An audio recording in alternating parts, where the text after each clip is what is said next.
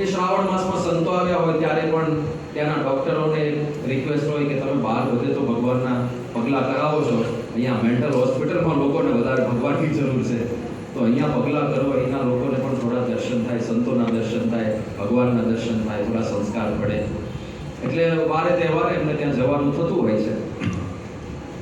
ધર્મનિધિ સ્વામી કે હું ગયો એક વખત, અને ત્યાં બધા હતા, ઘણા બધા, કોઈક એકલા બોલતા હતા, કોઈક રિક્ષા ચલાવતા હતા, રૂમ કરીને, બધું જાતના, કોઈક શાયર હતા ને કોઈક ગીતકાર હતા ને કોઈ પોતાને એક્ટર સમજતા હતા ને કોઈ પોતાને રાજા સમજતા હતા.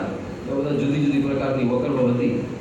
પણ કે એમાં છેલ્લે ખૂણાની અંદર એક રૂમ હતો, એમાં એક ભાઈ બેઠા હતા અને આમ હાથ હોય, આમ હાથ હોય ને આમ કરે.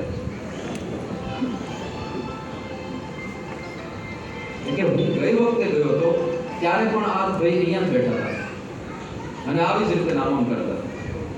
આટલા સમય પછી આવ્યો, આ વખતે જોયો ત્યારે પણ આમ જ બેઠો છે, નામમ કરે.